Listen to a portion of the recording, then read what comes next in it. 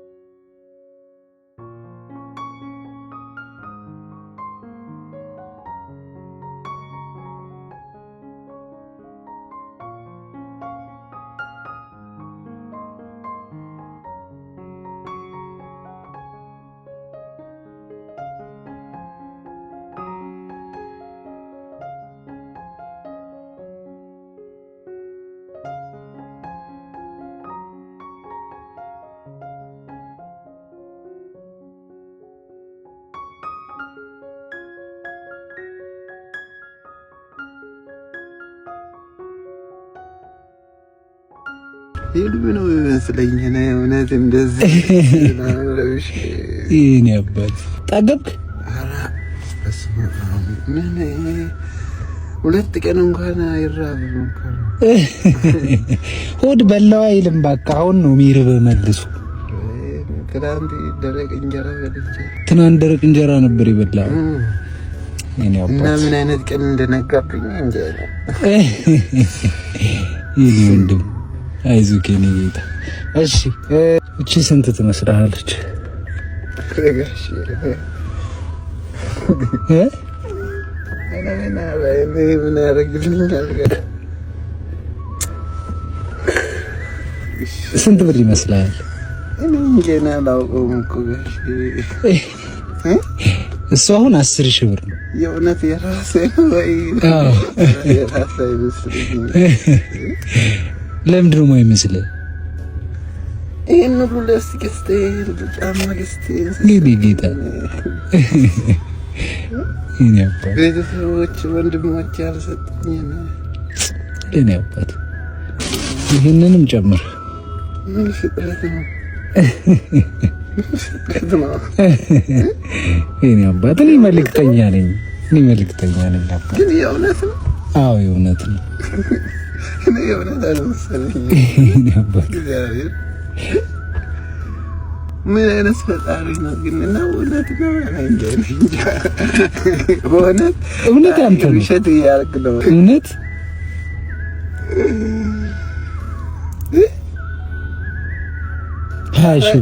እኔ ራሴ ታውቀኝ ነው መሰለኝ።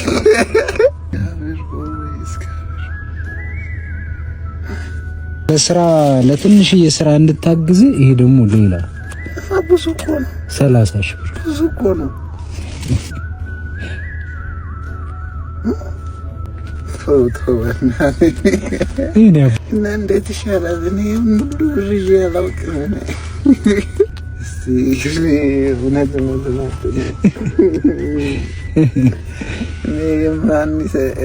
እኔ አላመንኩም። እግዚአብሔርን እስራኤል አምላክ የሰማዩ ጌታ አንተ ፊትህን ያብራልኝ።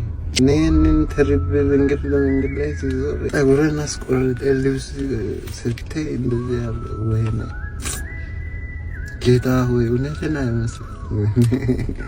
እውነት አይመስልም። የኔ ምስኪን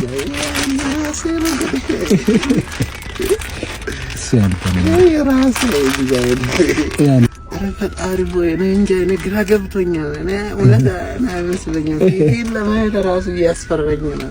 ይሄ ሁሉ እንዴት ማን ይሰጣል?